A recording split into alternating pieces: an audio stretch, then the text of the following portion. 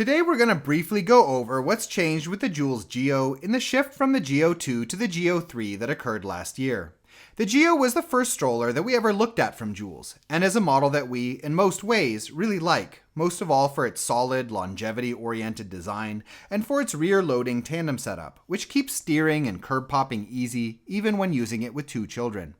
The downside of the Geo has always been that it's a bit heavier than some other comparable top-end tandem models, while simultaneously, it hasn't really provided sufficient advantages with regards to terrain capability to fully justify the added weight.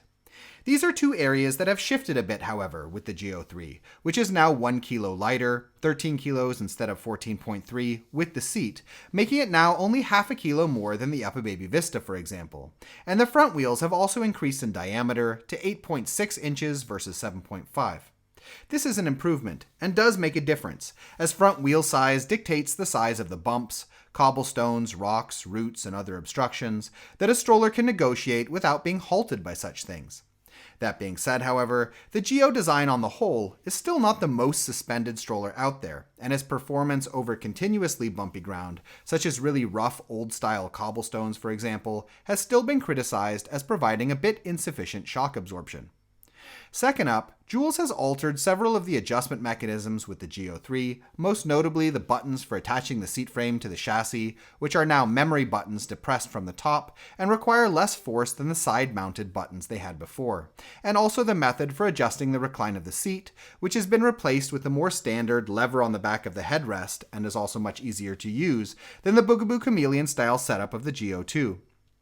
In addition, the swivel locks have also changed, from buttons on top of the front wheel housings to much simpler rear or parent-facing switches that can be pressed with your foot. And lastly, while Joolz has kept the same overall bucket seat design, the Geo3's seat frame now has an adjustable leg rest that both makes child comfort more fine-tunable and also allows the seat frame to fold smaller. Another change with the Geo3 is the fact that the shopping basket is no longer removable, which was a cool feature, though my guess is that removing part of the frame and connection mechanisms here contributed to shaving off that extra kilo, which is even cooler.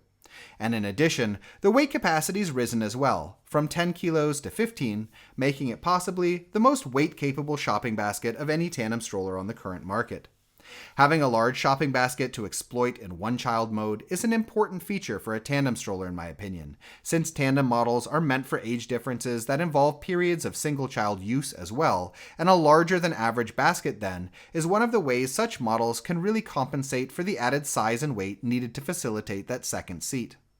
Those are the main changes with the Geo3 in my opinion, though there are a few more shifts, including changes to the carry cot such that it's now approved for overnight sleeping, though note that this can mean different things in different countries, slightly smaller folded dimensions, and little extras like reflective strips on the wheels, and the possibility of mounting an LED light, sold as an extra accessory.